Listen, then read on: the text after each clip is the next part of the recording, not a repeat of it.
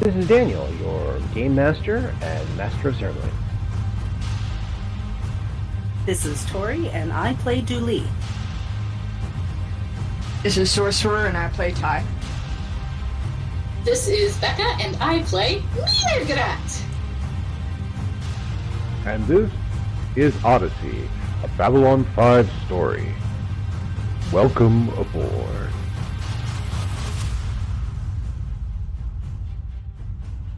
Ah, I see you came back to Padini for a good tale. Well, let's continue where we left off, shall we? Yes. Now, everybody sit, be comfortable, get yourself a drink. I have a nice breviary here, good to loosen the tongue.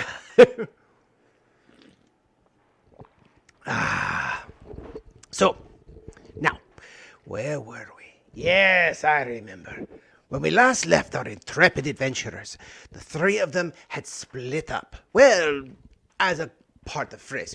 We had Ty, our trucker, our space captain, our person who delivers things from one place to another, who is using this trip upon the TauMarie Celestia to reach the new colony to pick up a simple shipment.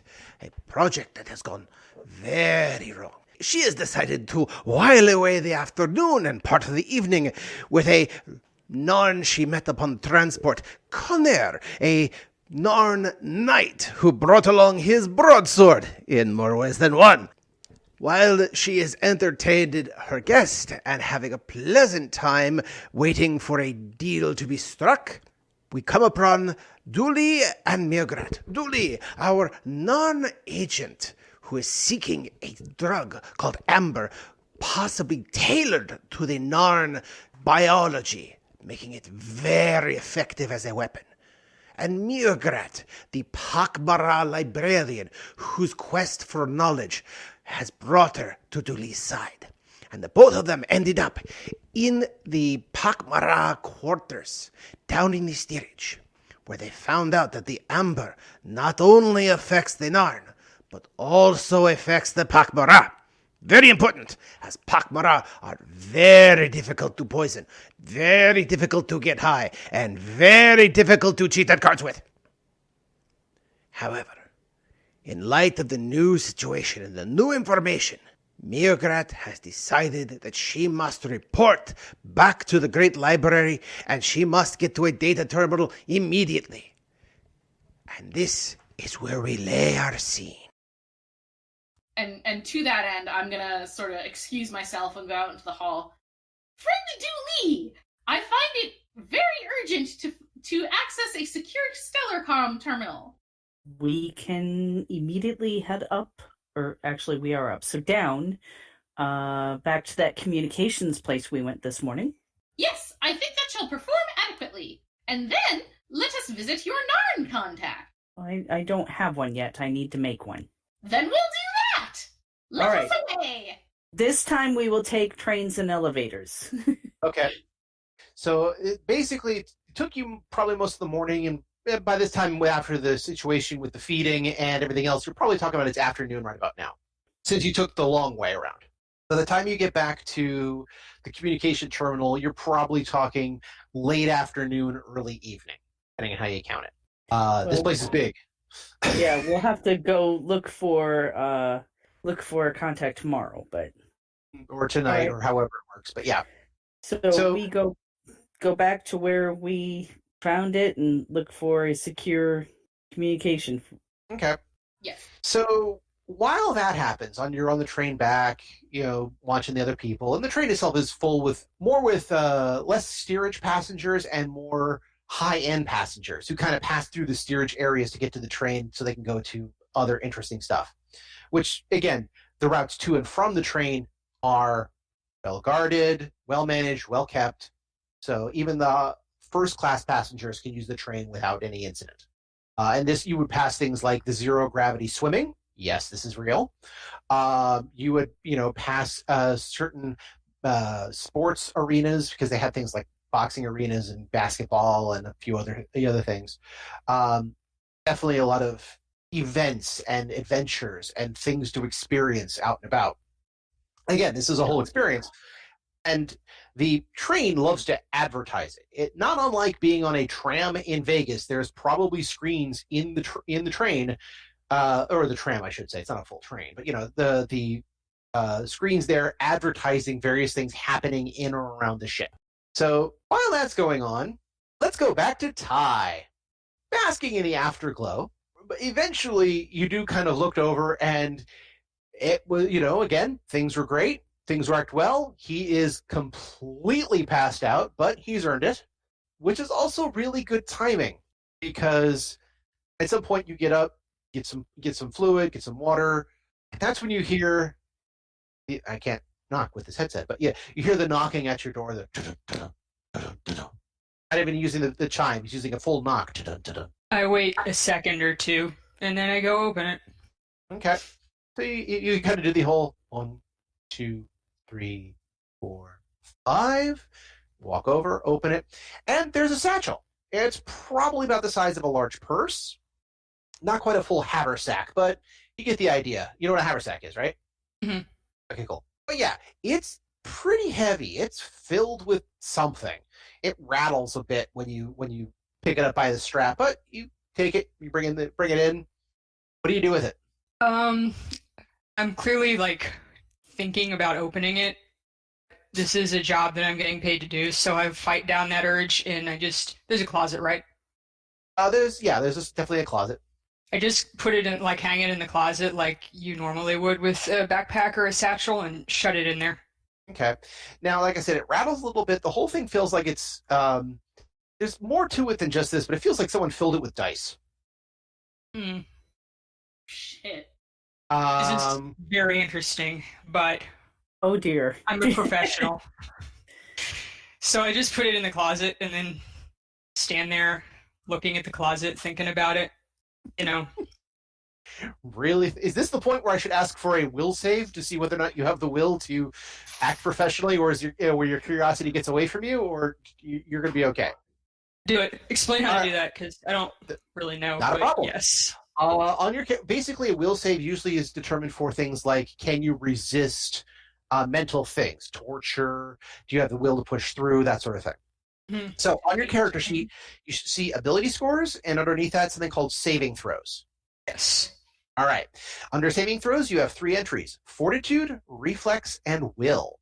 Mm-hmm. The will is determined. In this case, I'm asking for a will. That's determined by your class bonus. So you should have a stat because of your level and the class you took. It should have a saving throw stat for your will, mm-hmm. as well as the place for the ability modifier, which in this case is your wisdom modifier. Mm-hmm. So you add those two together? Left 2 columns, yep. 18.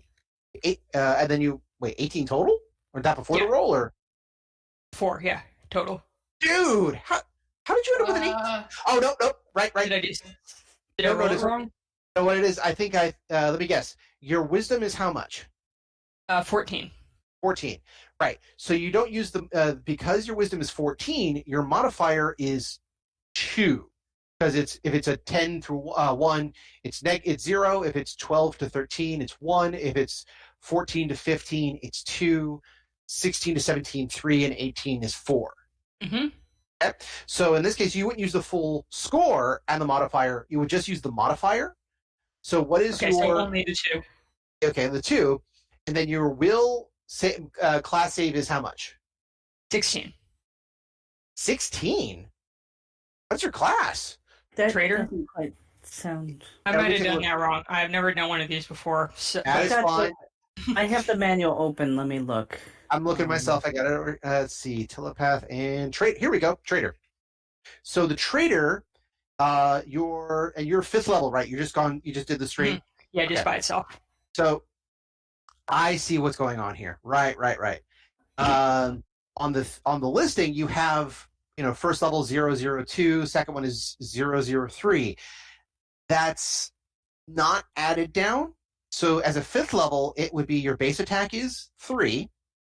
Your fortitude save is 1. Your reflex save is 1. Will save is 4. And your defense bonus is 3. Does that make sense? Plus 4, so it's going to be cumulative with your wisdom. Oh no. That's I'm talking about the class itself. You'd The add. class itself. Here's a question: Did you remember to add in your racial modifiers also? Yes. Okay. I went through the directions, but I might. All right. No worries. That's something I forget sometimes. So. No worries. Honestly, like I said, you're still learning. This is a great learning experience. More than happy to do it. But basically, I think what you did is that you added up the columns above it. If you had if you were level 1, level 2, level 3, rather than taking it straight across, you kind of added it above. So easy enough to mistake. Okay. So in this particular case, yeah, you would be 4 plus 2 plus and you don't. Did you have anything like a feat called a Great Will? I believe it is. No, I didn't have any of that. So 6 is the right one. Correct. 6 plus a d20. So you would go to your dice roller and bang, as our exclamation point, roll, space, 1d20 plus 6. Ah! 23. Whatever you do now is up to you. You can resist or you can choose to open it. This one is up to you now. I don't open it. I wouldn't open that. Okay. She's getting paid for this. So you're like, okay, fine. I don't know what it is. I don't need to know. Okay, hang it up, close the door. When you turn around, I'm guessing you're heading back towards the bed. There is the Narn, his sword by his side, thankfully not in the bed. He's sitting up in the bed. He says, what was that, milady? A delivery? I left something on the transport, and they just got it back to me now. You know how it is. They lose luggage all the time. I understand. This is why I travel light. He then pats his sword. You think he's making a joke. You think he's making a joke.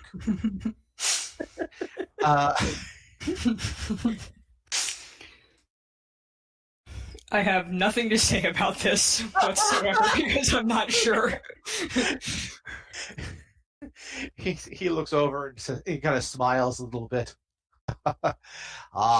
You have roused me into slumber and brought me back to life with thy touch and affection. He stands, again, strategically placed camera. Thank you again, lady. I maybe have to return to my roles and responsibilities, but if ever thou hast a need of me or thy quest, you have but to ask. I only ask for a token of your esteem and your patronage. What do you want?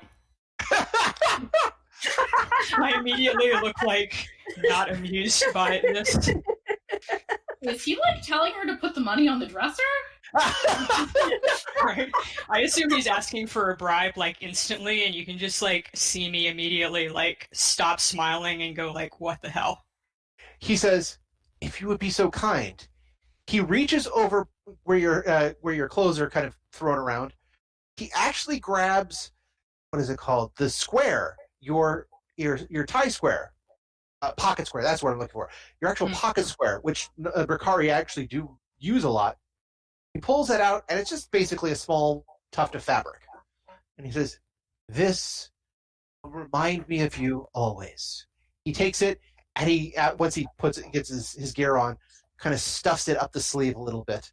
And he bows to say, "I shall treasure it always, milady." You're welcome.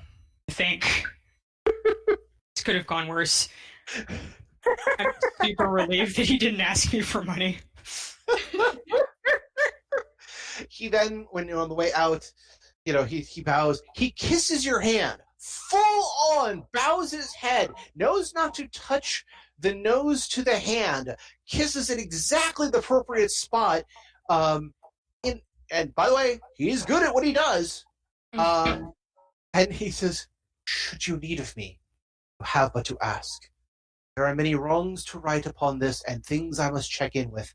But until then, Connor is at your service, milady." Well, I'll be calling you again. Do you say that as in the, okay, a favor for a favor, or as, I got your booty call number in my phone? Both. It's both. He bows and says, "Until then," it's his leather on, grabs a sword, puts it over his shoulder. He says, "I shall see thee anon." As he See you leaves, later. door closes behind him, and he bows as the door closes again. You've just had a very passionate and surreal afternoon. That was very bizarre. I just assume he's in a weird cult and kind of shrug it off. Okay, so let's see. Still early, and some of my traps have not been sprung, but that's fine.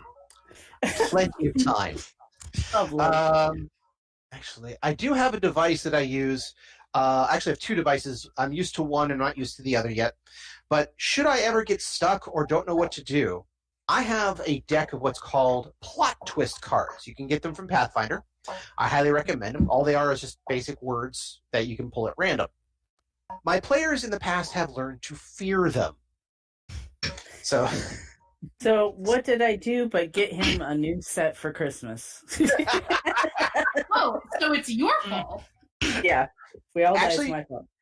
actually, what she got me was the Story Engine deck, which is from a Kickstarter. It's actually really good. I'm just not used to it yet. All right. All right, if we get Go our on. communications done and we're close to dinner time, I'm Mhm. gonna call Ty because we had fun last night, and maybe we can connect for dinner. I know that Meowcat doesn't eat, but Oh, yeah, she does. You watch. well, I mean, okay, yes, but No, doesn't no, mean she to- very specifically did not watch. I did not watch. I assumed that they ate when we went down below, but maybe they would just want to sit and enjoy the scenery while we eat, like you did last night. So, Yeah, I mean, I love watching aliens eat. once you're done with your communication, unless we need to play that out, I will call up Ty. Well, as a quick thing, what are you specifically? Who are you reporting to? murr'ga'rat?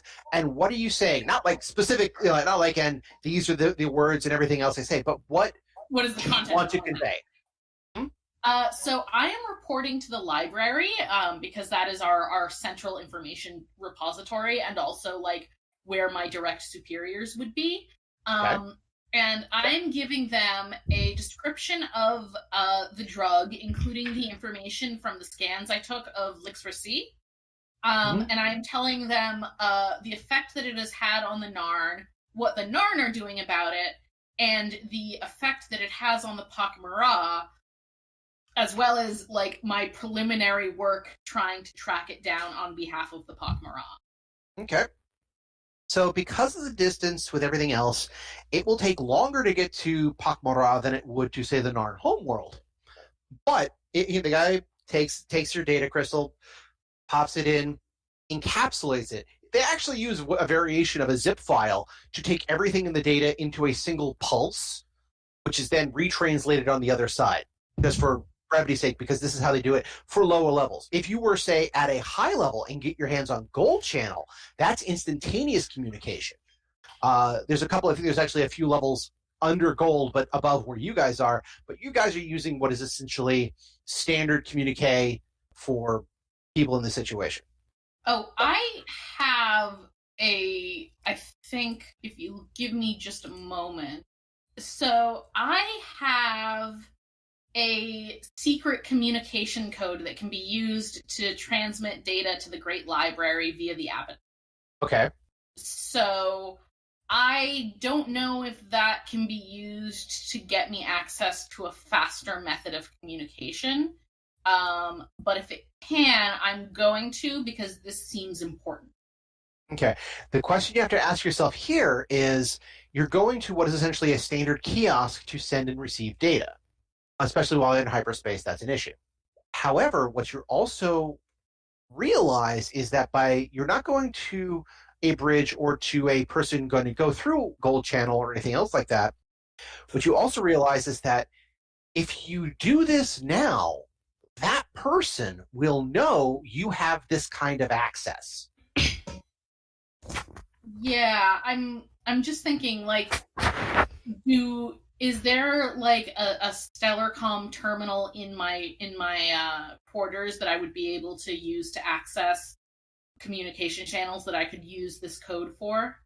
Not really. And a lot of the cabins are considered, almost localized. They're not supposed to be doing a lot of back and forth communique while in transit. Okay. So yeah, I'm gonna hold off on that for now, but I am going to offer to pay extra for rush. Okay. He'll accept it for rush delivery, which means he'll encapsulate it. He'll try to get in a more secure channel. It costs 30 creds per minute, essentially. He will mention, however, that if you're looking for more secure, more direct channels, and he will actually stress the word if, you can get to first class. They recognize that's for diplomats and C-level executives of mega corporations. It's not easy, but if you need direct connections that way, you could try to find a TauMarie diplomat who, yes, TauMarie diplomats would be in first class. Question. Mm-hmm. Out of character. Given my background, would I still have diplomatic status? I haven't been told it's been revoked. That's out of character, and this is not to let everybody else know what's going on. This is something that is only known to a few, like with the librarian, but it's not something you could, easily showcase. You know what I mean? No. As you mentioned, excuse me as we pause for station identification. I'm doing that for the recording. You mentioned before that your character did do some undercover, and that's part of an issue, and that the people who could get you out of cover no longer exist. So technically you might have it, but they're probably either old codes, so it's a risk, or they're newer codes, but you're not sure if the person on the other end will be able to receive them because of the change of how things worked. So again, it's a risk.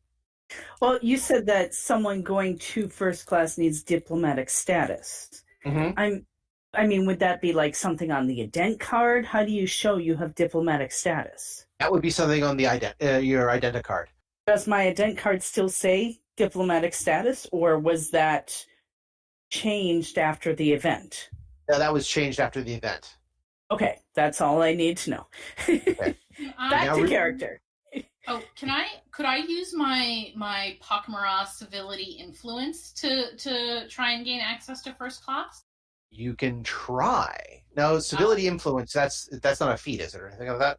No, it's for the influence. Oh, right, yes. So Actually, I can roll my political influence. You can try to roll your political influence to see if that actually affects it. That is actually true. Okay. So before you do that, I'm just going to say this. We now return you to our regularly scheduled broadcast, just as a note for the recording. So anyway, continue. Okay, so So I know they say in the book that it's 2d6 plus your influence score. That feels a little weird to me, but whatever. Yeah, there's a table. I'm trying to get to it now. Can you explain the basics of him? That's one part of the character I didn't understand. Yeah, it is really confusing. Okay. From what I can tell from this, basically because this is a game of politics, intrigue, lies, and pressuring, if you need something and you need to ask something of a government, a group, or whatever, you have a certain amount of influence and push, as it were. That's indicated by your score. How do you know your score? Well, as mentioned, you get points. The way they do it in the book is that you get points per level, but you should be going through activities that raise and lower your influence. Basically, do you piss somebody off? Do you help somebody of a particular group? Do you help a group in general? These things would heighten and lower your influence. But considering we're playing at 5th level, it's a little vague. Yeah, because I put down what I felt would be my influences, but I had no idea how to score them. So maybe as the DM, you can help with that later. But as I can figure out, but like I said, as a basis, if you go to your class, example, I just flipped to the diplomat. So the diplomat starts his influence as initially is 2d4 political influence to his native culture. So if I was playing a Centauri diplomat, it would be 2d4. Let's say I got 4 points to Centauri government. I would then have additional influences, including in basically every level.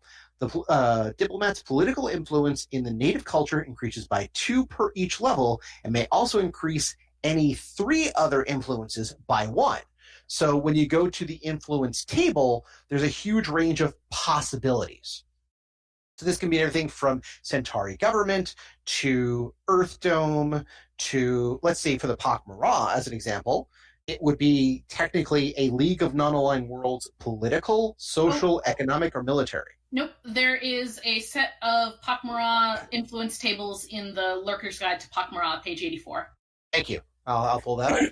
Just in case it's relevant. Okay, so when it says under your class, you may increase any influences by +2. Okay, so you have initial influence. You can any 2 influences. You know what? We'll take it off the table later. It's just a little confusing. No worries. Basically, for lack of a better term, think of your influence as a social skill point. And that the more points you put into it, which we'll figure out later, you do a dice roll. In this case, 2d6. I feel like it should be a 20, but whatever. After which, there's a chart that says, oh, if you rolled up to a certain number, you can ask for certain things. Example here they give, which is pretty good. Here we go. You could pressure another group. Basically, as an example, let's say, as the Narn, you wanted to get something from the Kari. That's Narn political realm, something like that. So you could obtain certain things, such as pressuring somebody to give you government internal documents you're not normally supposed to have, access to a diplomatic bag, secret government reports, or access to government resources such as a ship or some trade goods or whatever, which would then be determined by your influence score as well as the die roll. Okay. Make sense? Yep. So let's say you had a 4, you rolled 2d6. Let's say you got 12, so you would get that's 16, which means you can influence things like for, as it says here, for the non-political, up to secret government reports, access to government ship, establishing non-aggression or trade treaty pact. Basically, you could do official things. Or if you were in the social circles, which is, again, another skill, it would be things like shelter with a Narn family, borrow up to 500 credits, spreading rumors because it came from a good resource, getting Narn thugs to act as your muscle, etc. Okay. I'll just need help later in figuring out the scores. I no imagine. problem. I'll have to figure it out because they don't usually go for you've been around a while. So anyway, but the Lurker, so you were going to try the TauMarie one because you are... I'm trying to get myself into first class so I can get this communique off as quickly as possible. Okay. So in this case, what you would do is basically send a message to, verify there is a TauMarie diplomat on board. Send them a quick message saying, hi, I'm a librarian. I have radical information that we need to discuss. Can you get this to Homeworld as fast as possible? I have access codes. Here's my secret Freemasonry handshake. Yes. So I will roll 2d6 plus my influence modifier. Okay. You said page 86 was the... 84 is the table. 84, thank you. I just need to verify that. Got it. Roll it. See what you get. 17. All right. Well, you got a lot of influence. But that's only TauMarie, right? Yeah. I have influence for some other areas, but yeah, most of my influence is TauMarie. That felt right given my character's career. Okay. Considering that as arranging to see a first-level librarian is a 10-point DC, and you rolled 17, yeah, as using a librarian, double-checking, yeah, that makes sense. Okay. To arrange essentially a meeting with the TauMarie diplomat, which, yes, you got lucky. There is actually one on board. He has a small entourage. Sorry, they have a small entourage. Not much, like 2 or 3 of them. And there's a very specific wing of the first class vessel dedicated to them. They're more than happy when he says, bring them up. Says, yes, you wish to, dearest librarian, we are more than happy to examine whatever information you have at this time. And they do invite you up to share, basically sit down, share the information, and see what can be transmitted over to. Do I get Homeworld. to tag along to watch this, or am I stuck back in second class? That's a good question. That's up to. You don't speak Pak'mara because it's very difficult for non-Pak'mara to learn it. So yes, I you're can- welcome to tag along. I can pick up the gist, but yeah, I don't speak it, so. Actually, if you want her to come along, you will have to, again, roll another influence just to say, may my friend accompany me? Because this is, the Pak'mara are communally minded, but they're kind of a little isolationist. Yeah, Yeah. but Dooley is also relevant to this situation, and it might be useful to have her on hand to answer questions because she's the one that brought this to my attention in the first place. Gotcha. Well, go ahead, just give me a quick roll just for the, see how influential you are in this. Okay. I am wow. very influential.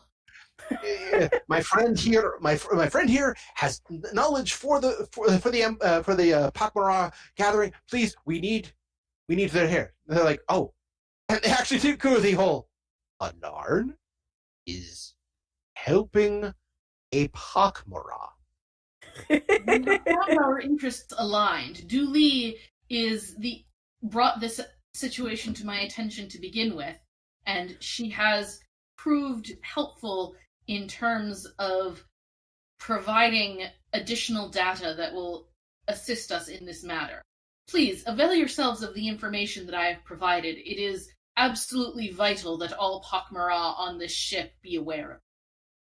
The situation is unprecedented. They're fascinated with this. If a Narn is helping a Pak'mara, and they are not of the ISA, nor are they Rangers, this I have to see. So, again, you get permission for both of you to enter the first-class diplomatic wing of this vessel. And again, you got lucky that there actually is a diplomat on board, but this is an initial launch for a major ISA vessel, so it's not uncommon for something like this to happen. You're not going to get somebody who has the ear of the Emperor or anything like that. You're probably going to get a very low-level official, but it is an official. Yeah, I mean, since Pak'mara provide the majority of the Q40 for the galaxy, I assume that they kind of just, like, are added on to new ship launches no matter what.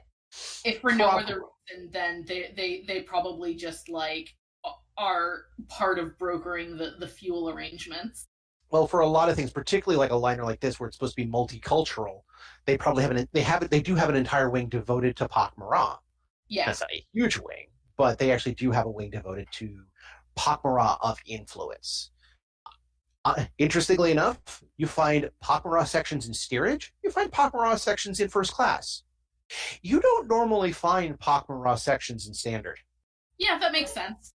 I mean, I'm not saying in a Pak'mara section. I'm well, A, bunking with a Narn, but B, you know, I am an unusual case because of the nature of my research.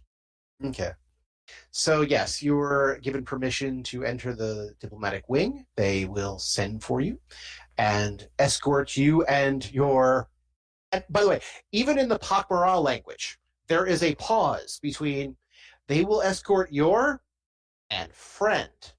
Oh, I So thought you were going to say pet. I assumed that you were the Narn. Your Narn, your pet, your bodyguard, your emergency food supply. Somewhere there's a word somewhere in the middle of that which probably applies. There's a word in the Pak'mara language that is usually translated as foreigner, but actually means all of those things. Exactly. That is funny. Friend, compatriot, loyal associate, pet, thing you will eat first when the time gets rough. Yep. Yes. That is the literal translation of the Pak'mara word for foreigner. So yes, you guys are escorted up. You wait by the main elevators. People give you looks a little bit because they're very lovely elevators, but you know, it's Pak'mara and Narn who aren't exactly dressed in the latest of fashion, waiting to go up to the penthouse. Yeah, I'm wearing one of my 2 outfits that probably still has a price tag somewhere. I think after a certain number of looks, I'm gonna add a 3rd air freshener medallion. By the way, for the record, if you notice, air pressure medallions do come in more than just the green pines. So you probably have things that look like smiley faces, peace signs, sacred symbols from a dozen different worlds, just kind of like in vacuum seal packs. So you don't use them all the but like at once. I'm working through one pack right now, and right now I've got pine trees. Okay, so now I know what to get my roommate as a gift. So when the door opens, 2 TauMarie come in, and it's really odd and interesting to see TauMarie guards. They exist, of course, but it's not something that people encounter on a regular basis. So they open the doors, ask to see your identity cards, they welcome you both in, thing goes up. Now, before we get to the TauMarie diplomat, I have to go back to Ty. You split the party, so this is where it gets interesting. So, Ty, you've basically, I'm assuming, catch a nap. I'm assuming. Yeah, I mean, it seems like a good time. Because you're holding on to this stuff. You've just, let's just say, had some exercise. Mm-hmm. Got yourself nice and hydrated. Mm-hmm. But you wake up because there is a chime at your door, and it's the guy dropped it off at 1900, and it can't be more than 2200 right now. And then he said to hold it on for a day or two. It'd say that. Get up and kind of open it. They're sliding doors, right? So you can't like crack them. It's open or shut, right? Well, you have a button. You can always, use a vocal bit of who is it. Oh, okay. I push that button and I say, "Oh, who's there?" He says, "Good evening, ma'am. This is the porter. I believe I have a package for you that may have been delivered in the wrong place. May I bring it in, please?" The porter? A porter is a guy who moves baggage. Oh. I open the door and kind of like stand in there because I'm still a little suspicious. So, yeah, I stand in the doorway in case, like, look around in case there's someone out there who might want to jump me. Okay. So you open the door. 3 big burly guys standing right there. Oh, good. Hello, I'm the porter. I believe a package was delivered here by mistake.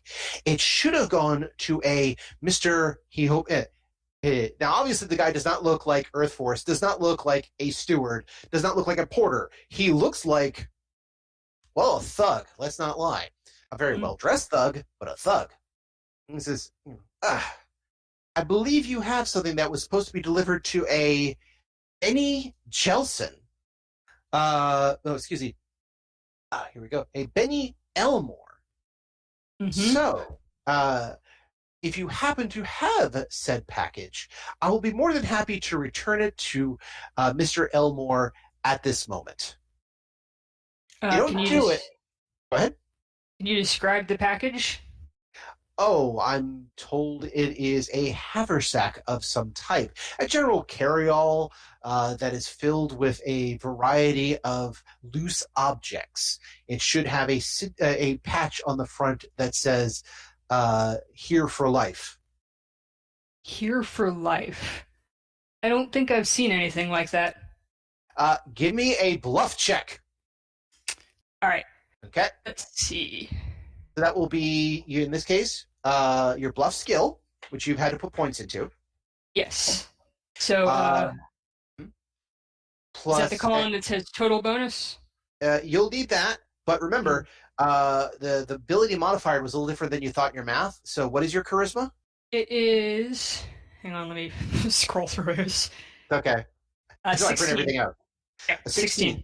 So your charisma is a +3. So it would be your points +3 and any other miscellaneous modifiers you have. That will be your total. All right, so 14.6 doesn't seem super outrageous. 14.6. In the far right column that says total bonus, that's what I have. Okay, so that's how many ranks do you have? 6. 6. Put a lot Okay. of ranks into that. Seems Okay, useful. so it's actually 6 plus 3. So that's 9, because you have the 9. 3 from the charisma, Mhm. the 6 from there, so that's 9. Do you have any other miscellaneous modifiers? I have 5.6 points from miscellaneous things because traders and Brachiries both have some extra points for bluff. 5.6? Like They're going to be whole baked numbers. into it. Yeah, Okay. it's I'll round it down to 5. let's see. So Bricari, I just went to the right page. What do you know? Well practice is accessing the worst of the items, so they're good at appraise. Oh, they gain praise, bluff, sense motive as class skills, which is fine, and a +2 bonus to appraise and bluff. Okay, so we're at 11. So, and I'll go to the trader. It's trader's knowledge or master trader. One of those two is where I got the other 2 points, I think. Okay, I see master knowledge. Master trader I see here because after your 5th. So let's take a look here. Trader's knowledge gains competence in class skill of intrigue. Okay, that's not it. So master trader, here we go. Trader gains a +1 competence bonus to all appraise, bluff, diplomacy. Okay, so there is. This competence bonus is increased to +2 at 6th level, which you haven't gotten to yet. So this will be a +1 for that. So we have, so it's 6, sorry, it's 3 plus 6 plus 2 because you're a Brachiri, +1 for Master Trader. So that's still intensely good. So you're talking 9 plus 1, that's 10. Your total score should be 12. Yep.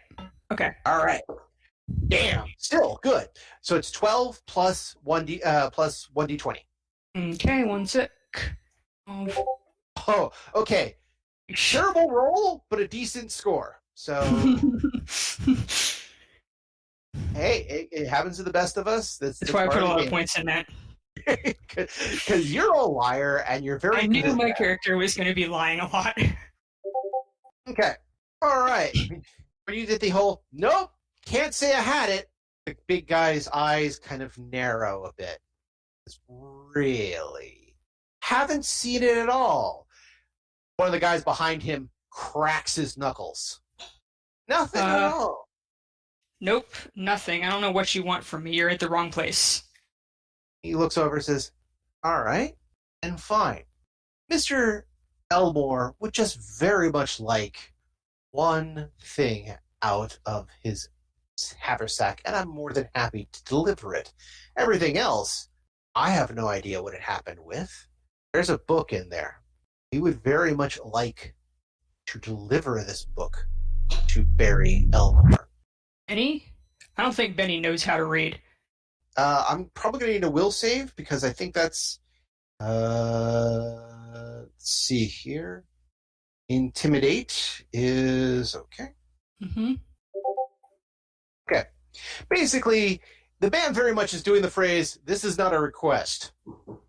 His thugs behind him are also saying in very quiet, demure, and shoulder-shrugging ways, this is also not a request. We know you got it. He actually kind of takes a step forward towards the door. If you tried to close the door now, it wouldn't close.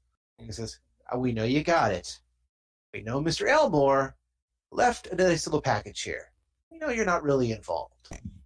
You just need need this. We're going to take it one way or the other. And if you cause a problem, it's going to be a problem. Understand?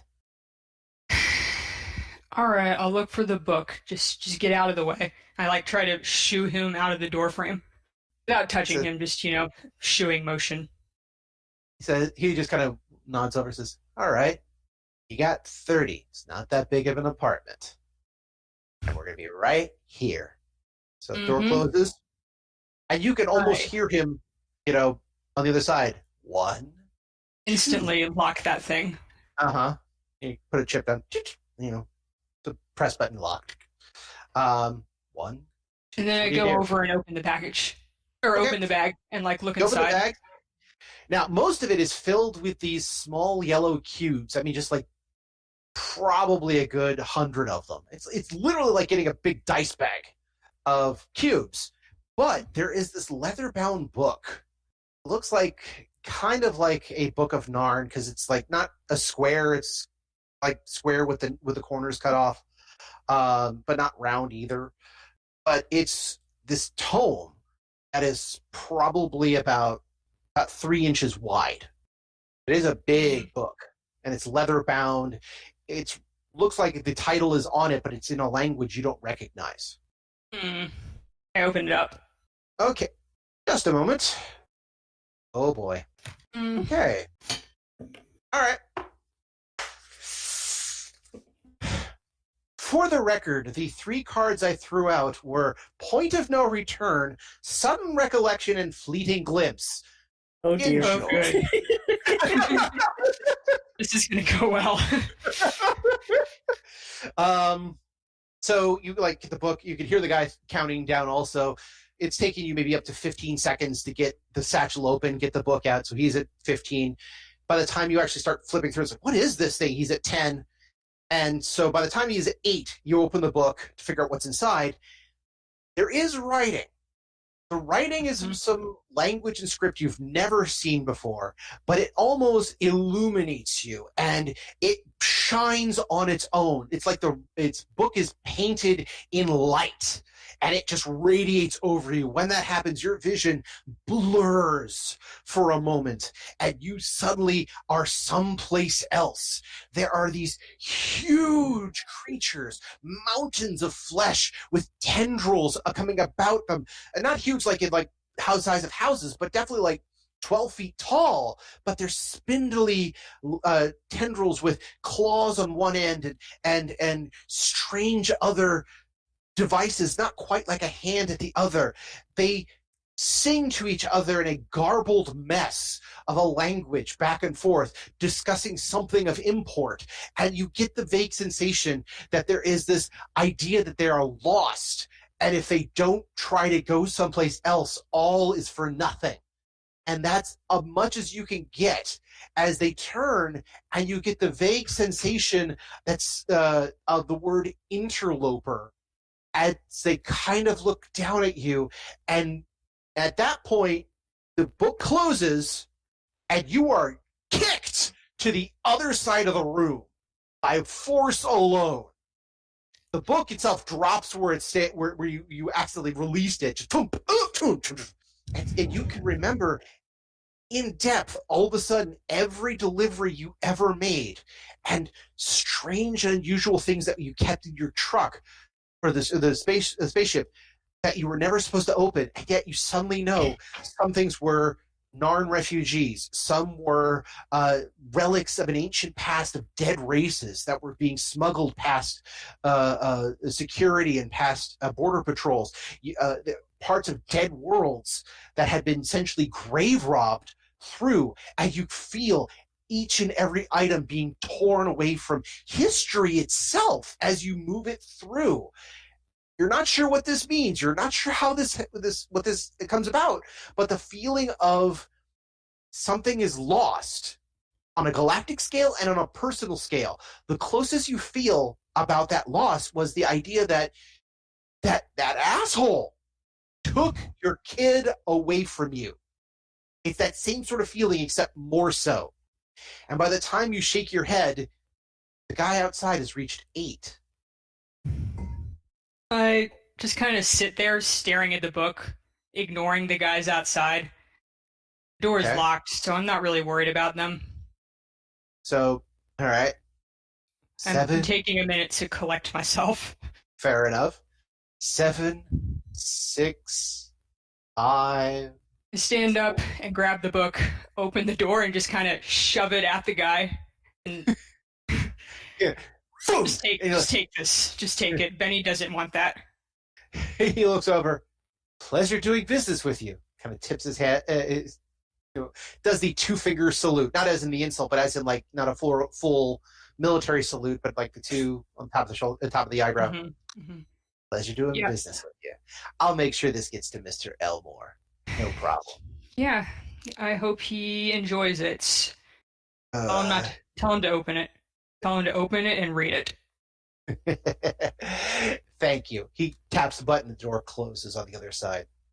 Normally I'd ask for a fortitude save, but I think in this case it would be apropos, as once the door closes, suddenly you rush to the bathroom and purge. Yeah, that sounds right.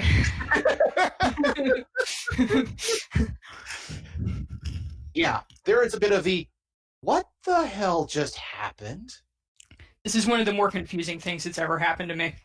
So, I get done with that and go look at the satchel again with the yellow cubes in it, trying to figure out what they are. As far as you can tell, they look like, well, like crystallized tree sap. Mm. Looks exactly like that. Somebody decided they wanted these cubes made out of not necessarily a gemstone, because it's not a precious stone like a diamond or an emerald or anything else. It's more like, fabricated tree sap that has been carved into this, and that you feel like if you had the right cutter, you could put numbers on them and turn them into dice at a casino and actually do very well with it, because they're about the size of a casino die, which is not quite a full inch on each side, but it's a cube. There's, how many of them are there? Roughly? 20, 30, more than that. Oh, definitely more than 30. Probably something closer to 50 to 100. I take 3 or 4 of them, stick them in my pocket, put the satchel back in the closet, shut the door, like slam the door, really. Okay. So you got 3 or 4 of them in your pocket. And then I'm still feeling a little shaky, but I decided the best thing to do is to go get something to eat and think about my life for a little while. This is going to be interesting. I said it before the commercial break, and I'll say it again. You saw some of that coming, didn't you? A little bit, You foreshadowed it pretty well. Not the book thing, but the other stuff. Yeah. How else am I going to get you guys together as a team? Well, remember, I said that after we were done, we were going to call her and see if she wanted to do dinner, because we had fun drinking with her last night. So Exactly. We'll get to that in a second. And yes, temporal-wise, you're going to have the meeting with the TauMarie ambassador, and probably then just call Ty and say, "Oh, hey, we just got something happened. Do you want to catch a meal?" Which is going to be about the time when, after Ty had woken up, had the experience with the book, and door closed, and basically after about 10 minutes of reevaluating your life, there's going to be a call that says, "Hey, do you want to catch dinner?" Yes, I absolutely do. I don't even know you people, but sure. Man, So to say yes to dinner with a TauMarie. Ty's been around. I feel like it's hard to gross her out. true. Plus, she just got weird things beamed into her skull by a book, which makes eating with a TauMarie seem a little less stressful, comparatively. It'll certainly take everything else off your mind. So with the ambassador, you go and you talk with the ambassador, whose stats I don't have. But when you get up there, there is another TauMarie who seems to be addressing the ambassador in the traditional way. Now, again, I, as a GM, do not know all the TauMarie standards and traditions, so I'm using human metaphors for this for best clarity. In this case, it would be as if going to a minor court, seeing a person in a chair, which could be considered a throne, but not really like a king throne, more like a being in the presence of a lord. And there is somebody on their knees, not doing the prostrating, but doing the nightly one knee out. They rest their elbow on the knee, head down, "My lord, I have a report for you," sort of thing. The British are coming from the West. That sort of level of thing. Reporting into the ambassador. Mm-hmm. Okay. So, give me both of you, both Duali and murr'ga'rat, may give me what is the perception? It is actually, they changed the skill on me. A notice check. notice. Is that a skill? Yes. That's a skill. It's replaced search, spot, and listen. Okay. I do not have a good modifier for that. You're kind of in the middle of something, so I understand. got my number. Okay, there we go. Ah, Well, yes. I do notice things. Okay. So while you can't understand all the language because everything's being said in Pak'ma'ra without a translating unit, the one on his knees, giving a quick report or something like that, says, "We will keep eyes out for all things in this way, but I will inform both the collective and my superiors in these regards." And the diplomat says, "I understand. Allow me, let me know how best I may be of service and how I may help the graders. Thank you for your time. Yeah, thank you for your time, my lord diplomat. Thank you." One stands up, turns around, and that's when the notice happens, where murr'ga'rat has eyes for the diplomat, saying, I'm on a mission. Duali notices that the person standing up was one of the other Pak'ma'ra from the shuttle, who then kind of sees both of you and just kind of wanders past you and out the door and is escorted out of the quarters. The diplomat comes over. "Murr'ga'rat, librarian, you honor us with your presence. How can we, a simple diplomat of Pak'ma'ra, help you, a gatherer of intelligence and investigations?" I have an important report to pass on to you. It is an unprecedented circumstance that has arisen on this ship.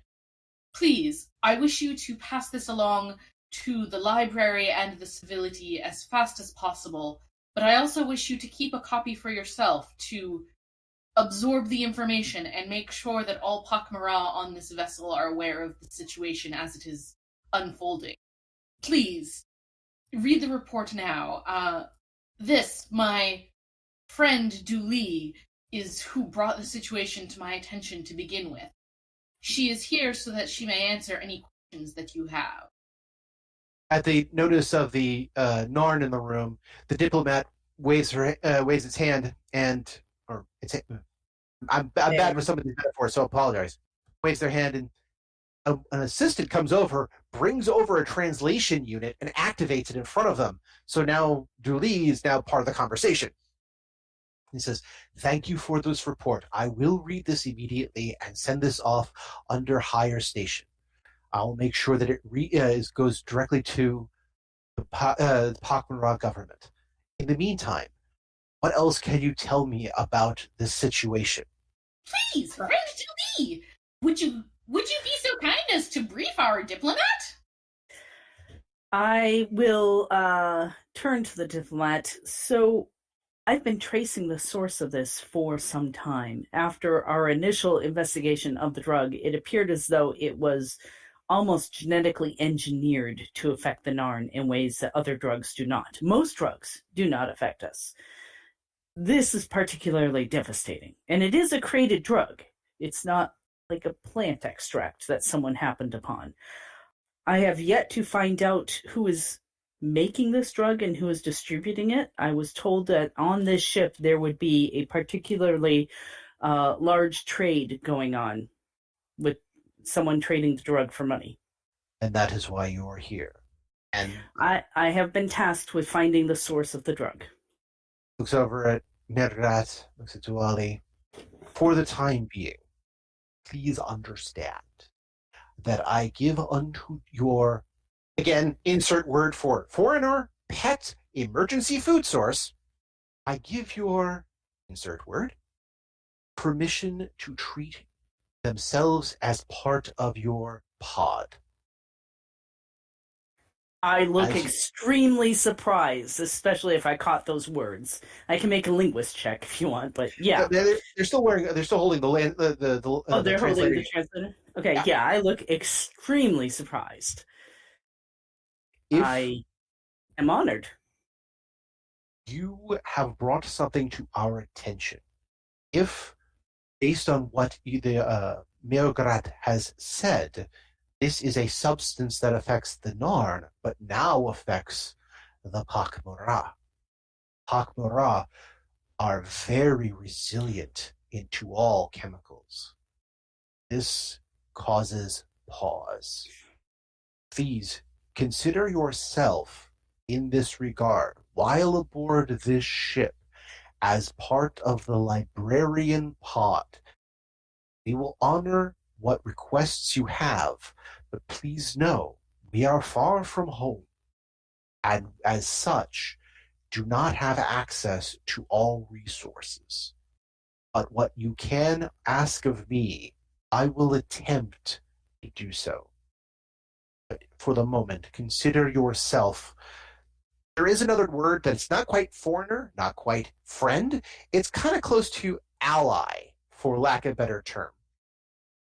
But the term basically means, again, loyal pet or faithful friend, companion, that sort of thing.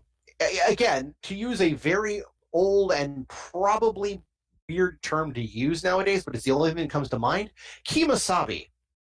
Am I the only person who knows what that word means? I've heard it. No, yeah. Yeah. Just check in the room here. Is like, how old am I? I am older than you, I so. I mean, old, but so are we, I guess. Okay, just checking. But yeah, so congratulations. You have become whatever you might consider kimasabi. You're not part of the tribe. You're tangential to the tribe, at least locally, with all privileges that may happen. Now, granted, you don't speak the language, you don't share the eating habits, but if you are in the presence of this TauMarie, the other TauMarie will not actively spit at you. I mean, Okay. they wouldn't anyway. I'm pretty sure that's considered assault in most jurisdictions. True, it is, but you know what I mean. If they will not look at you at disfavor so much as they still will recognize you are not TauMarie. Again, closest metaphor that I can see in Babylon 5 was when Lanier talked to Marcus, and Marcus was trying to talk to Lanier about something. Lanier grabs Marcus, lifts him up, and says, "We are not you. You may look like us and talk like us, but we are not you. Please remember that." And he's like, "Understood." And he was a ranger talking to a Minbari diplomat. Similar sort of things. They respect the rangers. They treat them as celebrated class, but there's still that whole, "You're not us, but we highly respect you for this." Which in TauMarie society, which is very collective, is still something of a high honor. Yeah. So please, continue your investigation. Tell us what is required, and we will send this information to Homeworld. He kind of bows. Please continue, librarian. Your work is vital to us as we continue understanding the universe. May you see and smell and feel all that is the universe and relay that back to us so we may know that which is more. They bow to you in respect. And murr'ga'rat's going to give a slightly less deep bow and return that greeting back, basically just like, "May you receive all of my reports," essentially. May you receive, but knowing what I know of TauMarie and of course what they talk about the librarian, it probably translates as, "May your recipes be well and true," and the response is essentially, "I offer my recipes to you. May you dine in joy and peace." Yeah, basically. We're very Oh yeah, you are then basically escorted, for lack of a better term, back to the elevator and back down. But on the way out, again, this gives the opportunity for Dwali to go, "Oh, can I borrow the comm unit for a second?" Not actually of the diplomat's room, but, on the way there. Yeah. So, and this is the point where Dwali would then press a button, ring for Ty. Ty's still shaking off the after effects of whatever the hell just happened. To be fair, I'd probably call a few other people, but not get an answer, and so Ty's the only one we actually end up inviting. Not last resort. It's just like, okay, we met this person last night, and this person last night, and this person last night. Okay, we'll call this person. Good. Ty responds. We'll call, I forgot the guy's name. Probably Pilot. Rand. Rand doesn't respond. Yeah, we'll call, Rand doesn't respond. We'll call the other pilot. She doesn't respond. Okay, well, I guess we're having dinner with just the three of us. Alien jam. Alien jam. Yeah, exactly. None of the humans are picking up, so let's not bother the humans in this silly thing. Let's keep it amongst us. Aliens only, fools. Or to put it another way, you're part of the club of no humans. Yeah. So, All right. Sounds good to me. We head off to dinner. you guys head to a restaurant. Do you guys go back to the place you were, or do you go to something new? I think Ty would leave it up to other people. She's still a little, weirded out and not super good at making plans yet. Yeah, I think murr'ga'rat would leave it up to Dooley just because they're not going to be eating, so they're just kind of like, a seat is a seat is a seat in a restaurant. I'm not going to be ordering anything. Fair enough. So basically, I will definitely recommend that. Remember, there is supposed to be really good Narn food. Right, place. but I don't know what Bakari eat. I really haven't met many of them. So I think I'll bring us back to the place where we were last night, but in the course of the night I'll ask them, is there, what do you eat? What other places can we try? Because it's a big ship. Let's try more than just this one. Oh, Okay. I'm going to join in on that because I also want to know what Bakiri eat. But for You want me to make something up, or is this a legitimate question that I should try to research? No, we don't have to answer it. I'm just saying that's part of the conversation we'll have. So Yeah. Okay. We'll figure something out. But most groups have their own variations of things. But yeah, if nothing else, everyone can go to Malcolm's Idiri's Flarn Palace. But whatever. But yeah, so you guys end up back at Shokar's Kill, and Shokar is always, good to have you back. Here's menu, stab, wanders away. But yes, food is available for whatever everybody has. Beers, as I'm assuming, Tide last time got the horn. Order 2 beers again. Yeah, ordered 2 beers, and again, out comes the horn again, because and when he does, Shokar puts it on the table, winks at you, and gives you what is essentially the, I see you there. I remember you. Face, and goes back. So go ahead. Because beer is fermented, I think it's actually something that murr'ga'rat can technically eat. I'll actually look into that. But yeah, go ahead. yeah, that's interesting. I had been thinking about this because they can eat things that are rotted, and fermentation is basically just controlled rotting.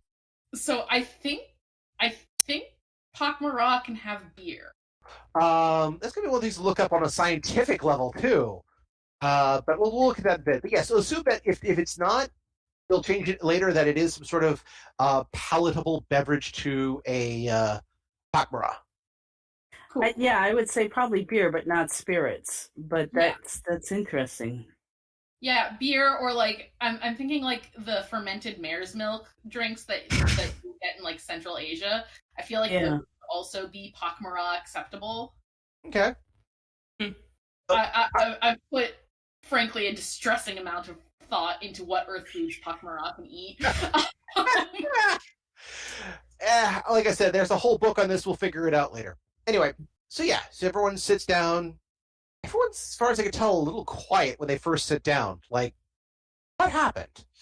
So, what did you guys do today? I don't really think most of the day should be discussed at dinner, but I met some TauMarie, and then I met some other TauMarie. Unfortunately, I didn't meet any of the Narn I'd hoped to meet, but... Friends Dooley bravely attempted to watch us eat. I kind of stare at murr'ga'rat for a second and just let that one go. I wasn't going to mention that, murr'ga'rat. Yeah, I'm trying to track down some information, and I'm not having a lot of luck. So it's only day. Is that why you're looking for the Narn? Yeah. Well, I met a Narn, sort of, not too long ago. Yeah.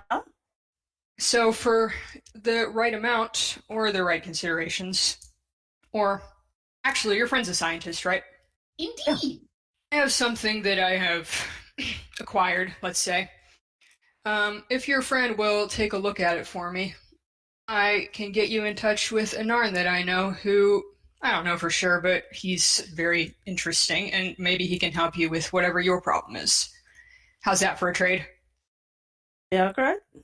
This sounds mutually beneficial. Let us commence with this transaction of favors. Sure does.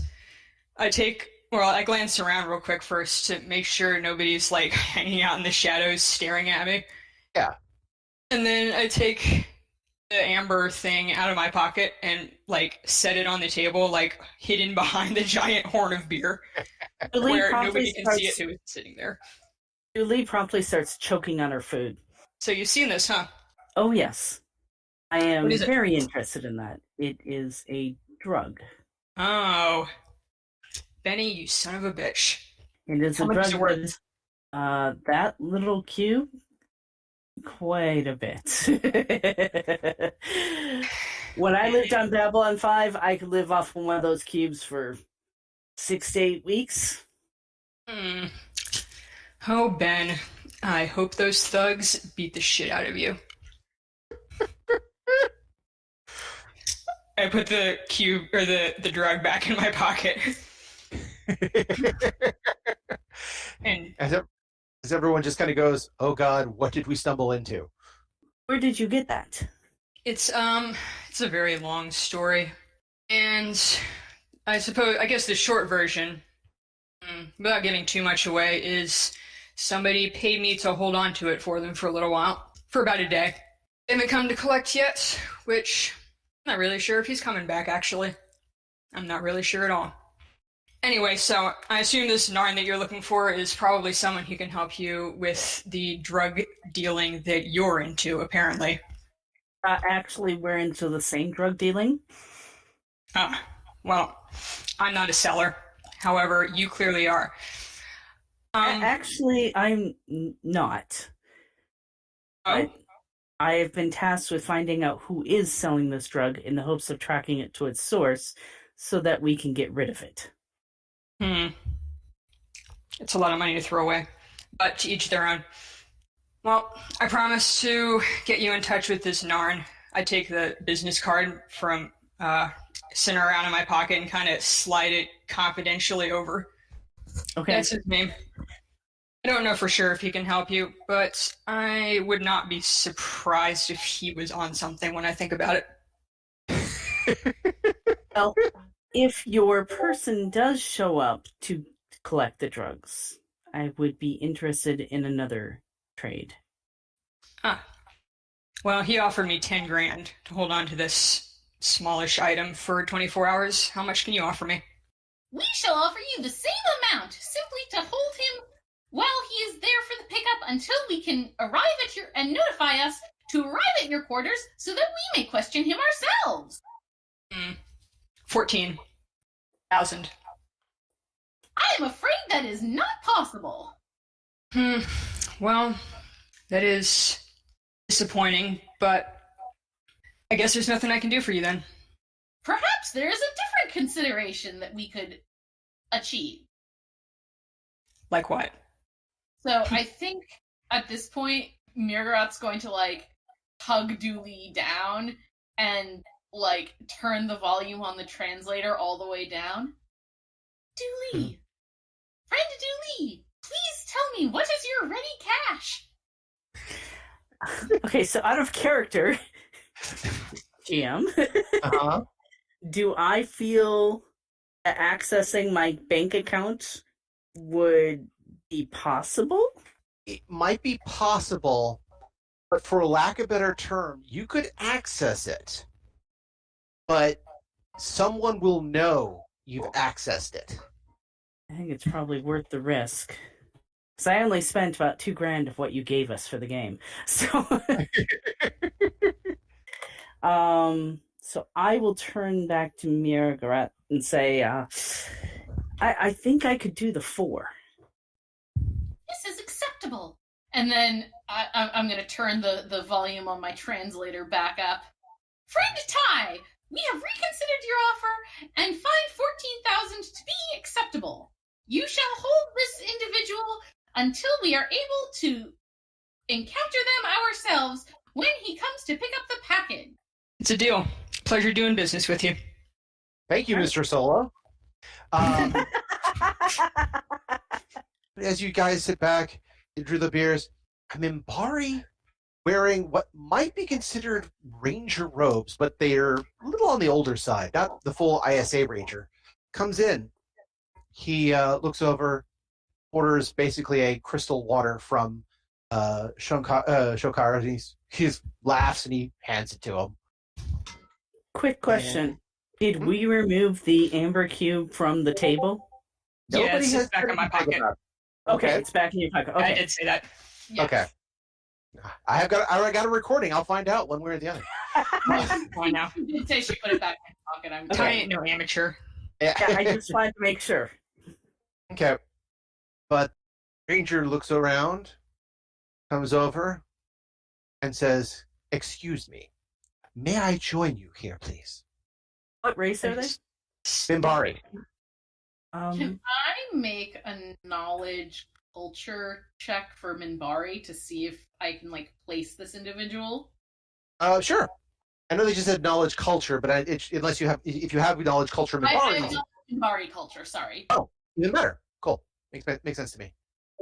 Okay, 13. He's probably of the religious caste. That much you can figure out. Probably. Well, I'll gesture to a chair. Say, yeah, have a seat. I'm Dooley. This is I, and this is murr'ga'rat. I just sit there and stare at him. It is a pleasure to make your acquaintance.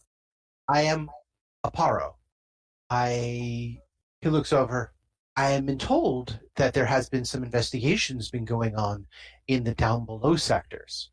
Something to do with the TauMarie. Is this correct? I am not a narc. I think maybe the translator maybe meant to say that while there may be some investigations going on, it is entirely TauMarie business. I understand. If something does happen, the Rangers would like to know, and as I'm heading towards the colony to act as local liaison, if there's anything you could do to assist in this, I would very much be appreciative. Thank you very much for your time. He stands up for a minute and says, "Oh, and by the way, itane," he says, just a strange word. And he looks over at Ty and says, "That's a lovely tattoo." He stands up, wanders away. Huh? What was that? And those drugs are really going around, aren't they? Yep. So I don't know that they affect humans like that, but yeah. However, you're like, well, I guess the drugs just affect people. You reach for your beer, and you notice the back of your right hand has a sigil, not unlike the shining words that kicked you across the room. I just stop what I'm doing and stare at it. Hold my hand up, and I'm like, does anybody else see this? They look over, and yes, they see it plain as day. This is a great place to end for this evening. Hell yeah, cliffhanger. Yes. Cliffhanger.